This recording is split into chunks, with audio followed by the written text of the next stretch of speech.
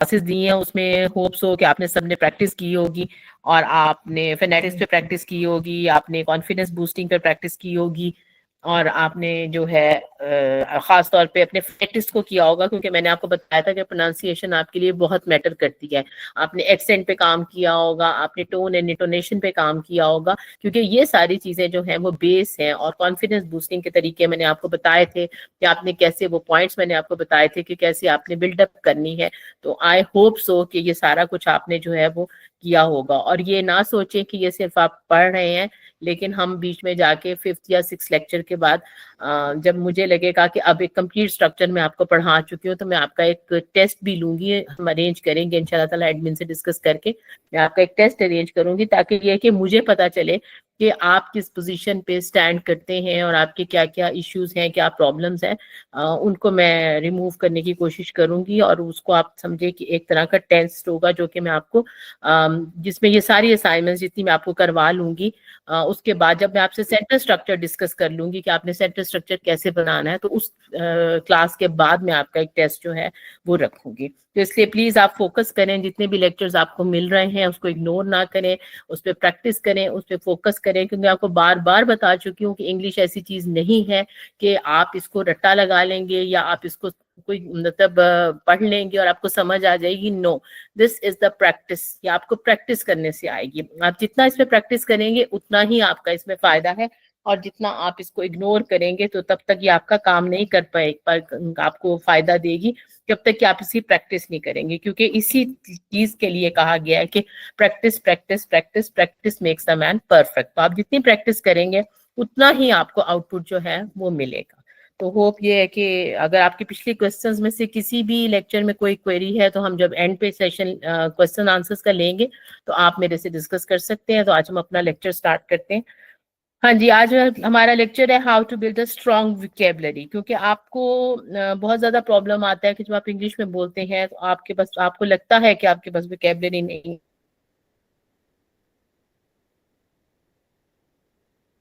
है।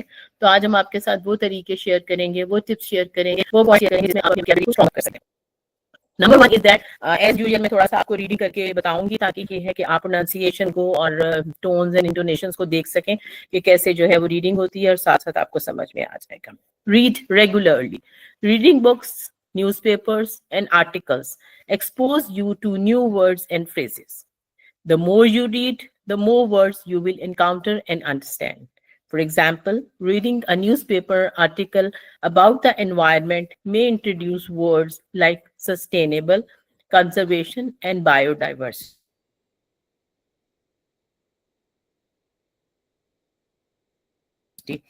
क्योंकि हम ये इसका मतलब करनी जरूरी है, चाहे उसके लिए आप बुक्स को यूज करें, चाहे आप उसके लिए न्यूज़पेपर्स को यूज करें, आप कोई आर्टिकल्स पढ़ें। क्योंकि इससे क्या होगा, इससे ये फायदा होगा कि आप जो है वो आप एक्सपोज कर पाएंगे अपने आप को, आपकी जो एक्सपोजर है वो बढ़ेगा, और आपको न्यू वोकैबुलरी, न्यू वर्ड्स और न्यू फ्रेजेस जो हैं वो आपके सामने आएंगे। तो जितना ज्यादा आप पढ़ेंगे उतने ही वर्ड्स, उतने ही फ्रेजेस जो हैं वो आपके सामने आएंगे, उनके साथ आप एनकाउंटर होंगे, मीन्स ये कि आपका सामना होगा, और फिर उतना ही आप उनको अंडरस्टैंड करेंगे। क्योंकि आप देखें बहुत सारा जब हम कोई भी मतलब कन्वर्सेशन कर रहे होते हैं या कोई भी चीज पढ़ रहे होते हैं, तो उसमें बहुत सारे वर्ड्स ऐसे आते हैं जो हमने नहीं सुने होते, नहीं देखे मतलब पढ़े होते पहले, और हमें उनके मीनिंग्स भी नहीं आते। लेकिन जब जितना आप याद रखें कि आप जितना रीडिंग को रेगुलर करते जाएंगे, आप जितना न्यूज़पेपर्स, आर्टिकल्स डिफरेंट पढ़ते जाएंगे और डिफरेंट वर्ड्स को एनकाउंटर करते जाएंगे, आपके सामने आते जाएंगे, तो आप देखें कि आप उस पैराग्राफ का मीनिंग समझना शुरू हो जाएंगे। आपको समझ आ जाएगा कि ये जो लफ्ज है, अगर मैंने नहीं भी पढ़ा तो इसका आगे और पीछे से क्या मीनिंग निकल सकता है। तो उससे आपका मीनिंग भी क्लियर होता है, उससे आपकी वोकैबुलरी भी इंक्रीज होती है, और आपको नए वर्ड्स और फ्रेजेस भी मिलते हैं। जैसे कि अगर आपने एक आर्टिकल पढ़ा जो कि एनवायरनमेंट के बारे में है, तो उसके अंदर अगर वर्ड्स यूज हुए हुए हैं जैसे कि सस्टेनेबल, तो सस्टेनेबल का मतलब होता है पायदार। हो सकता है कि सस्टेनेबल वर्ड आपने पहले ना पढ़ा हो, ठीक है ना। तो आपने जब एनवायरनमेंट का एक आर्टिकल पढ़ा एक न्यूज़पेपर में से, तो आपके लिए एक नई वोकैबुलरी आपके सामने आए, एंड दैट इज सस्टेनेबल। इसके अलावा आपने जो है, आपने जब रीडिंग की तो आपके सामने वर्ड आया कंजर्वेशन, ठीक है ना। या जिसका मतलब होता है तहफ्फुज, तो वो भी वर्ड आपके लिए नया है। तो ये आपको कहाँ से मिला? जब आपने एक न्यूज़पेपर में आर्टिकल पढ़ा एनवायरनमेंट के ऊपर। अगर आप उसे ना पढ़ते तो डेफिनेटली ये वर्ड्स आपके सामने नहीं आएंगे, और जब आएंगे नहीं तो आप फिर उसको यूटिलाइज भी नहीं कर सकेंगे। इसी तरह बायोडाइवर्सिटी जो होती है, ये हयात के अंदर जो तब्दीली होती है, उसके लिए बायोडाइवर्सिटी का वर्ड यूज किया जाता है, एनवायरनमेंट से रिलेटेड है। तो मतलब जब आप एक आर्टिकल पढ़ेंगे, एक नया आर्टिकल पढ़ेंगे किसी टॉपिक के ऊपर, तो उसमें बहुत सारे वर्ड्स जो है वो ऐसे आएंगे जो कि आपने पहले से नहीं पढ़े होंगे, और ये आपके लिए बहुत ज्यादा हेल्पफुल होंगे अपनी वोकैबुलरी को इम्प्रूव करने के लिए और अपनी इम्प्रूवमेंट के लिए। देन आपके पास है कि learn synonymous and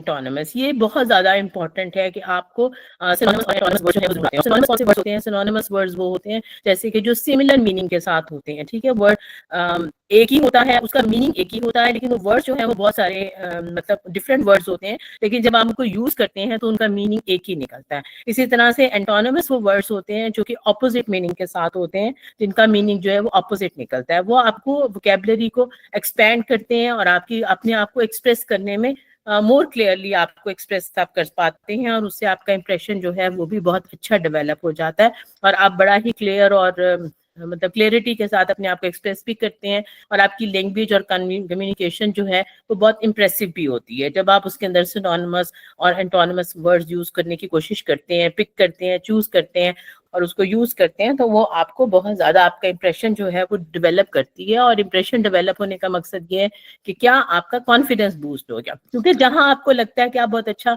alpha word use कर रहे हैं, आप अच्छा सेंटेंस बोल रहे हैं, तो डेफिनेटली आप खुद फील करें कि आपको आपका कॉन्फिडेंस जो है ना वो बूस्ट अप हो जाएगा। और जहां आपको थोड़ा सा लगेगा कि आप डाउन है, आपको वर्ड नहीं आ रहा, आपने बस ऐसे ही वर्ड लगा दिया, तो वहां आपका कॉन्फिडेंस जो है वो थोड़ा सा लूज हो जाता है। ये उस सूरत में है जब आप बिगनर होते हैं, क्योंकि जब आप बिगनर के स्टेज से गुजर जाते हैं तो फिर ये मैटर नहीं करती चीजें, क्योंकि फिर आप खुद ब खुद आपको वर्ड्स को एडजस्ट करना आ जाता है, कि आपको समझ आता है कि यहाँ ये वर्ड लगना था, मैंने नहीं लगाया, लेकिन आप उसको कवर कर जाते हैं, ठीक है। तो ये सारी चीजें जो है वो बिगनर्स के लिए होती हैं कि वो समटाइम्स कंफ्यूज हो जाते हैं, तो इसलिए उस टाइम पे आपको छोटे छोटे सिनोनिमस एंटोनिमस आने चाहिए, ताकि ये कि आप किसी लेवल पे अपने कॉन्फिडेंस को लूज ना कर सकें, ठीक है। जैसे कि instead of always using happy, अब आप हर वक्त सारा वक्त आप किसी से बात कर रहे हैं, एक पैराग्राफ लिख रहे हैं, तो आप सारा वक्त happy happy happy happy use करेंगे, तो आपकी जो इम्प्रेशन है लैंग्वेज का, आपका जो दूसरे के ऊपर इम्प्रेशन जा रहा है, वो मतलब कोई इतना अच्छा इंप्रेशन नहीं जाएगा।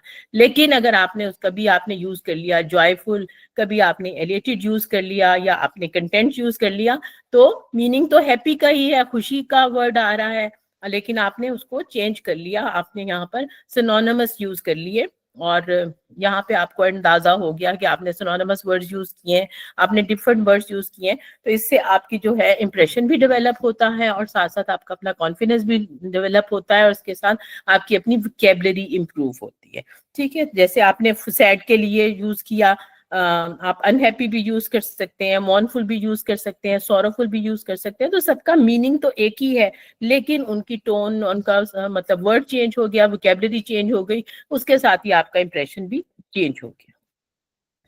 देन फ्लैश कार्ड्स और मेमोराइजेशन। फ्लैश कार्ड्स भी इंपॉर्टेंट हैं बहुत ज्यादा, बिगनर लेवल के ऊपर ये सारी चीजें इंपॉर्टेंट होती हैं, जैसे फिजिकल मेमोराइज करना नई वोकैबुलरी को।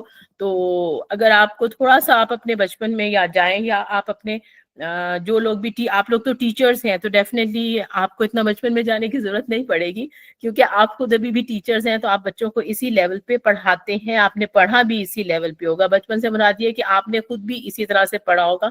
अगर आपको याद हो तो हम अपनी कॉपीज के ऊपर 3 कॉलम बनाया करते थे, ठीक है। हमारे जब टीचर्स पढ़ाते थे तो हम अपनी कॉपीज पे 3 कॉलम्स बनाते थे।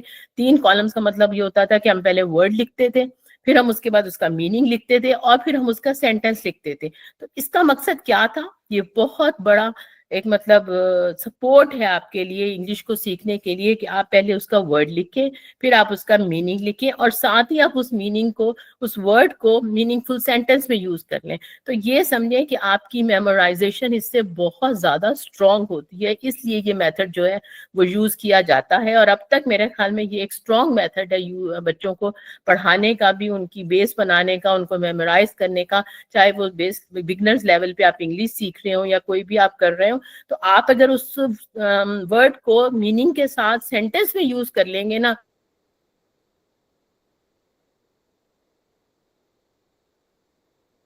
तो वो आपकी मेमोरी के अंदर बहुत अच्छा बैठ जाएगा, बजाय इसके कि आप सिंपल वोकैबुलरी पढ़ते रहें और आप उसको मेमोराइज करने की कोशिश करें, लेकिन वो आपको इतनी जल्दी मेमोराइज नहीं। जस्ट वर्ड लिखा, थिंक ऑफ डेंजर, कि वो खतरे के वक्त जो है वो बहुत बहादुर अपने आप को फील करता है। तो आपने ये 3 कॉलम्स बना लिए, और जब आपने 3 कॉलम्स पे काम किया तो डेफिनेटली 101% इट इज कंफर्म कि वो चीज आपकी मेमोराइजेशन में जरूर रह जाएगी। तो इसलिए कोशिश करें कि आप इस तरह से करके अपनी एक, आगे हम डिस्कस करेंगे आपसे कि आप अपनी वोकैबुलरी बुक बना लें। तो कोशिश करें कि आप इस तरह से अपनी वोकैबुलरी जो है वो इंक्लूड करें कि आप उसको वर्ड भी लिख लें, मीनिंग भी लिख लें, और साथ आप उसका सेंटेंस भी बना लें। तो ये आपके लिए बहुत बहुत हेल्पफुल होगी कि आपके लिए नई वोकैबुलरी को खास तौर पे मेमोराइजेशन करना बहुत ईजी हो जाएगा। देन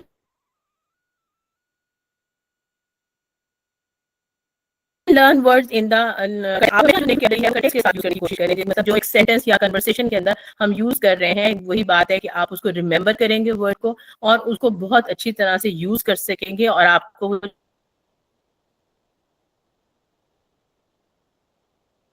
चीज जो है वो याद भी ज्यादा रहेगी।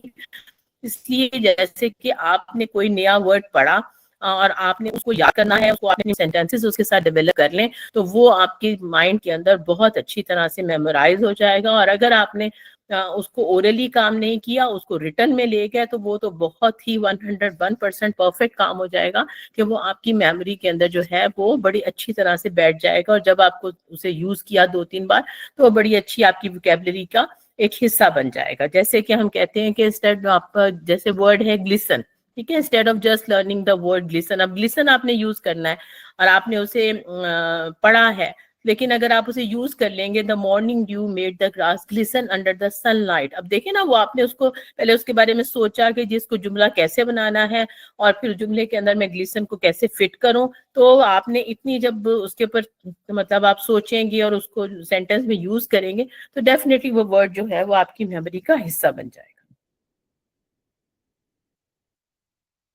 देन आपके पास आता है आपका कंटेंट्स में आता, excuse me,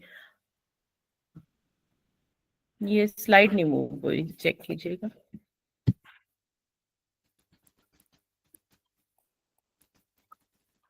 excuse me students, one a moment.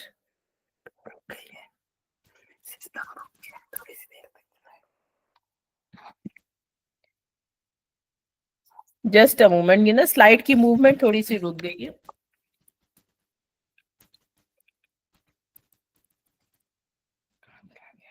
आवाज मेरी बंद हो गई।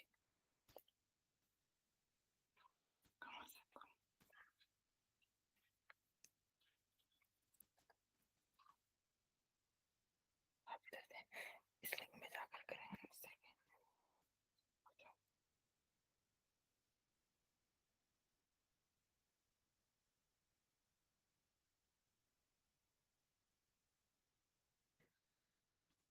जस्ट अ मोमेंट स्टूडेंट्स, वो स्लाइड एक्चुअल में मूव नहीं कर रही, फिर आपको स्लाइड के बगैर समझ में नहीं आएगा। Just a moment. हाँ जी, then we come to the fifth point and that is practice speaking with new words. तो कोशिश करें कि आप हमेशा नया लफ्ज इस्तेमाल करने की कोशिश करें। ये ना कोशिश करें कि बस जो आपके पास एक रटी रुटाई वोकैबुलरी है आप उसी को यूटिलाइज करें, बल्कि आप अपने अंदर इंप्रूवमेंट लेकर आए। अपने अंदर कोशिश करें कि आपने जो है वो न्यू वर्ड्स के साथ जो है वो प्रैक्टिस करनी है, और उसके लिए आप कोशिश करें कि ज्यादा से ज्यादा नया वर्ड जो है वो आप यूज करें। और जब आप न्यू वोकैबुलरीज को यूज करेंगे, उनको आप इनकॉर्पोरेट करेंगे अपनी वोकैबुलरी के अंदर, तो वो आपके लिए ईजियर भी हो जाएंगे, और फिर जैसे जैसे आप उसे विद पैसेज ऑफ टाइम आप उन्हें यूटिलाइज करते जाएंगे तो वो आपकी कन्वर्सेशन के अंदर रिकॉलिंग में भी आ जाएगा। इसी एग्जाम्पल मैं आपको ये समझा सकती हूँ कि जैसे कि अब आप ये कहते हैं कि जी हम इंग्लिश कैसे सीखें। अब देखें ना, आपने दरवाजा कहना भी तो सीखा है, क्योंकि आप दरवाजे को बार बार दरवाजा ही कहते हैं। अगर आपने एक वर्ड को डोर कहना शुरू कर दिया और आप उसे बार बार डोर ही कह रहे हैं, डोर ही कह रहे हैं, तो आपकी जब प्रैक्टिस हो जाएगी और आप जब बोलेंगे तो वो डेफिनेटली आप उसको खुद ब खुद आपके मुंह से डोर ही निकलेगा। अब आप अपने आप को थोड़ा सा गो थ्रू करें तो आप देखें कि बहुत सारे ऐसे इंग्लिश के वर्ड्स हैं जो हम रूटीन में यूज करते हैं और हम उसे ये सोच के नहीं करते कि हम इंग्लिश की प्रैक्टिस कर रहे हैं, बल्कि वो हमारी जो लैंग्वेज है, हमारी जो जुबान है, उसपे वो वैसे ही चढ़े हुए हैं। ठीक है ना, जैसे डोर हो गया, स्पून हो गया, इस तरह की चीजें जो हैं वो हम रूटीन में यूज करते हैं। तो क्यों यूज करते हैं? क्योंकि हमने उनको यूज करके अपनी लैंग्वेज में उसको एक रूटीन बना ली है। तो ये सिंपल एक प्रैक्टिस है इंग्लिश के अंदर कि जब आप नया वर्ड यूज करना शुरू करते हैं तो आप उस वर्ड को जब जितना ज्यादा यूज करते जाएंगे उसी तरह से वो आपकी यूज में वोकैबुलरी में इजाफा होता जाएगा और वो आपकी वोकैबुलरी का हिस्सा बन जाएगा। फिर आपको यूज नहीं, उसको बार बार कॉन्शियसली यूज नहीं करना पड़ेगा, बल्कि जहां उसकी जरूरत होगी अनकॉन्शियसली वो खुद ब खुद यूज होना शुरू हो जाएगा। ठीक है, जैसे कि आपने एक वर्ड पढ़ा एस्टॉन्डिंग। अब एस्टॉन्डिंग हो सकता है कि स्टार्ट के अंदर सरप्राइजिंग जिसका मतलब होता है, तो आप हो सकता है कि वो वर्ड आपको शुरू में बिल्कुल नया लगे कि एस्टाउंडिंग है, लेकिन जब आप इसको सेंटेंसेस में यूज करेंगे बार बार, जैसे view from the mountain top was truly astounding, ठीक है, या she is looking very astounding, तो आप उसको जैसे 2 3 4 बार डिफरेंट सेंटेंसेस में यूज करेंगे, उसको रूटीन में यूज करेंगे। शुरू में आपको उसको कॉन्शियसली यूज करना पड़ेगा, लेकिन फिर क्या होगा, वो वर्ड एस्टॉन्डिंग या कोई भी जो वर्ड आपने नया वोकैबुलरी का यूज किया वो अनकॉन्शियसली आपकी जुबान पे आना शुरू हो जाएगा, क्योंकि वो आपकी वोकैबुलरी का, आपकी रूटीन का हिस्सा बन गया, और यही आपकी सक्सेस है। देन हमेशा एक प्रैक्टिस करें कि use word of the day. दिन के अंदर सोच लें कि आज मैंने ये वाला जो वर्ड है वो सारा दिन इस वर्ड के ऊपर फोकस करना है और वो नया वर्ड होना चाहिए।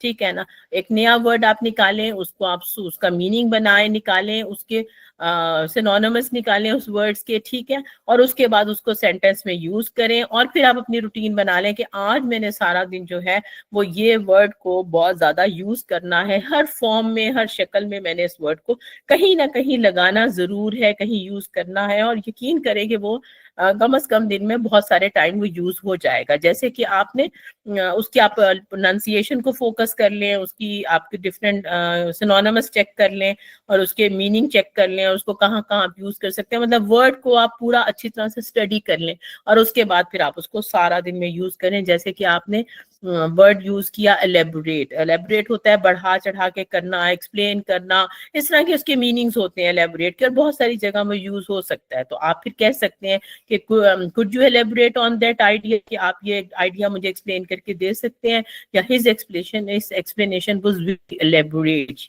ठीक है, ये कह सकते हैं, या शी कम्युनिकेट वेरी एलेबोरेटली। ठीक है, तो डिफरेंट तरीके से आप इस वर्ड को सारा दिन में यूज कर सकते हैं, डिफरेंट फिनोनिमास पे, डिफरेंट लाइंस में, डिफरेंट सेंटेंसेस में, डिफरेंट सिनेरियो के अंदर आप इस वर्ड्स को यूज कर सकते हैं। तो इस तरह क्या होगा कि वो वर्ड आपको बहुत मुख्तलिफ तरीके से यूज करना आ जाएगा। जो वर्ड आप एक वर्ड ऑफ द डे निकालेंगे उसको कम से कम भी आप ज्यादा नहीं तो कम से कम 5-6 मरतबा तो यूज कर लेंगे और उसकी फॉर्म्स में भी यूज कर लेंगे, तो उससे आपको बहुत ज्यादा हेल्प आउट होगी। आपकी मतलब वो रूटीन में भी आ जाएगा और आपकी प्रैक्टिस में भी आ जाएगा, और साथ साथ आपको यू वर्ड को डिफरेंट सेंटेंसेस में, डिफरेंट लेवल्स पे, डिफरेंट तरीके से यूज करना भी आ जाएगा।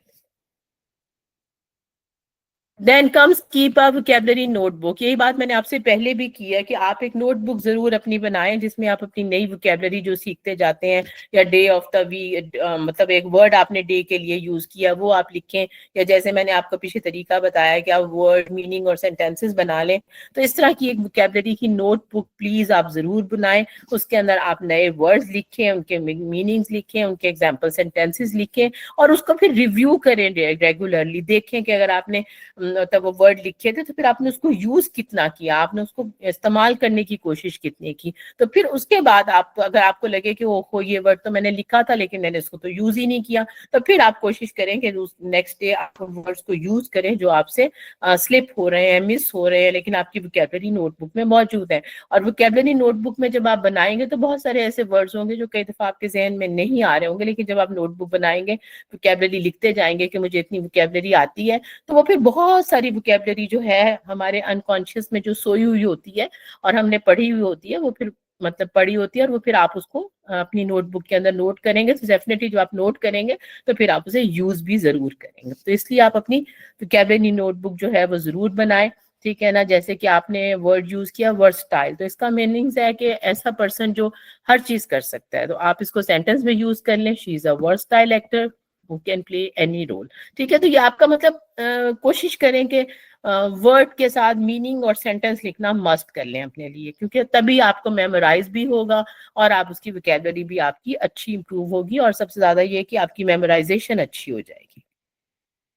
एंड हमेशा आप अपनी कन्वर्सेशन के अंदर नए अल्फाज इस्तेमाल करें। मैं जब आपसे टेस्ट भी लूंगी, जो मैंने आपको कहा है कि मैं आपके जब सेंटेंस स्ट्रक्चर तक करवा दूंगी आपको, तो उसके बाद मैं आपका एक छोटा सा टेस्ट भी रखूंगी, तो उसमें मैं आपसे नए वर्ड्स मतलब एक्सपेक्ट करूंगी। मैं आपको एक रूटीन बताऊंगी कि आपने ये पैटर्न के ऊपर जो है वो काम करना है, टेस्ट बनाना है मेरा, लेकिन उसके अंदर मैं आपसे नए वर्ड्स एक्सपेक्ट करूंगी कि आप उनके अंदर, जैसे कि आई एम फाइन आपने यूज किया है, तो मैं रूटीन में यूज करते हैं, तो मैं आपसे आई एम फाइन नहीं एक्सपेक्ट करूंगी, मैं हाउस अप या हाउस ग्रेट, वो खैर जब मैं आपको टेस्ट दूंगी तो आपको बता दूंगी, लेकिन प्लीज आप फोकस करें कि नए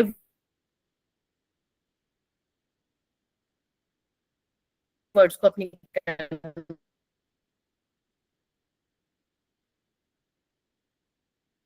सेशन के अंदर लेकर आए। डिटेल, ठीक है, मेटिकस का मतलब बहुत ही पर्टिकुलर होना। अब इसकी जगह आप पर्टिकुलर भी यूज कर सकते हैं, ठीक है ना।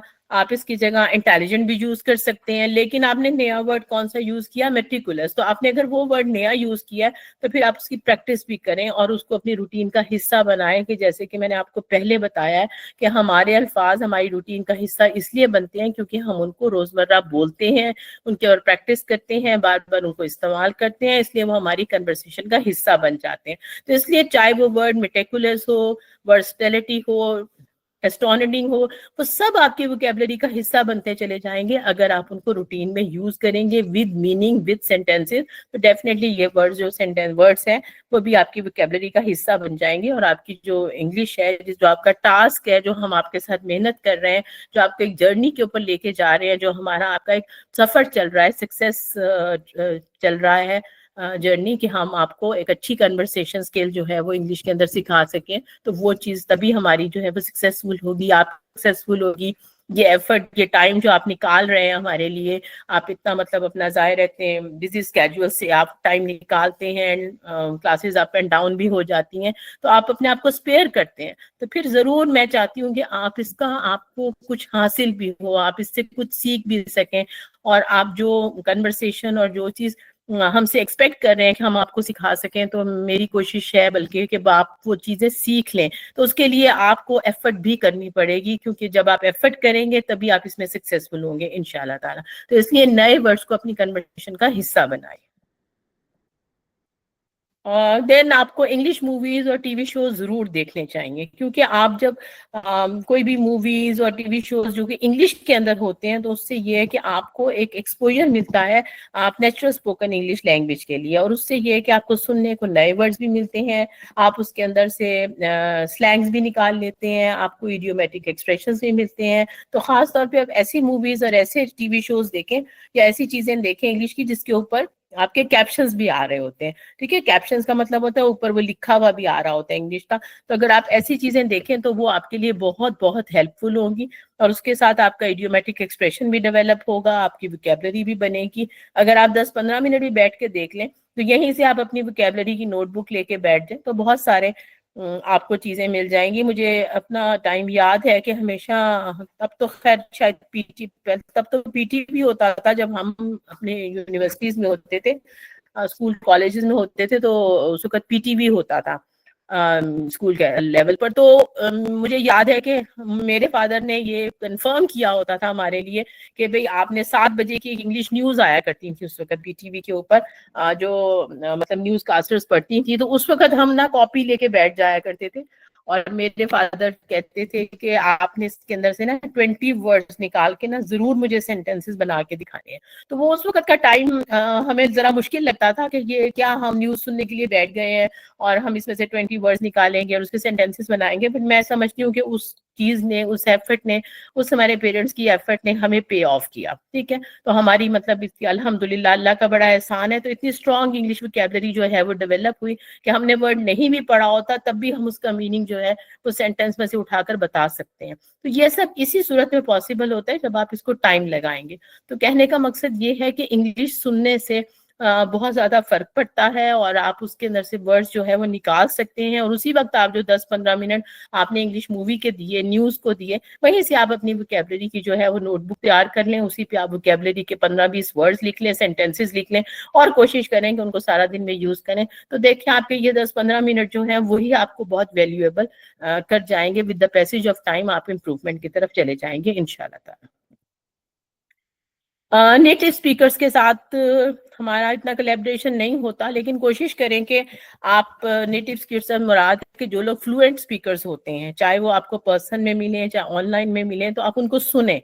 ठीक है, इसीलिए मैं भी आपसे पहला पैराग्राफ जरूर इंग्लिश में रीडिंग करके आपको बताती हूँ, ताकि ये है कि आपकी प्रोनाउंसिएशन इंप्रूव हो, आपको इंटोनेशन और टोन्स का जो है वो आइडिया हो, और बीच में से कोई एक लेक्चर कोशिश करेंगे कि हम 5-7 मिनट का टोटली इंग्लिश में मैं आपके साथ एक लेक्चर करूं, ताकि आपको पूरा जो है वो समझ में आए कि किस तरह से इंग्लिश जो है वो बोली जाती है। लेकिन अभी हम बाइलिंगुअल लैंग्वेज इसलिए यूज करते हैं क्योंकि बहुत सारे लोग इसमें से शायद इंग्लिश को प्रॉपरली इतना भी ना समझ सके, तो इसलिए उनको मुश्किल होगी। इसलिए मैं टोटली जो लेक्चर है वो अपना इंग्लिश में डिलीवर नहीं करती, लेकिन आगे भी लेक्चर्स में हम कोई टाइम ऐसा निकालेंगे कि जिसमें मैं कंप्लीट इंग्लिश के अंदर लेक्चर जो है वो वेल आपको एक्सप्रेस करूं, ताकि आपको ये भी हेल्पफुल हो। तो इसलिए आप जब कन्वर्सेशन के अंदर लोगों को सुनते हैं, उनको बोलते हुए देखते हैं, उनके साथ बात करते हैं या उनको सुनते हैं, लिसन करते हैं, तो वो आपके लिए बहुत ज्यादा हेल्पफुल होता है, क्योंकि आपको उसको नए वर्ड्स मिलते हैं कन्वर्सेशन में और उससे आपकी वोकैबुलरी जो है वो फास्टर होती है।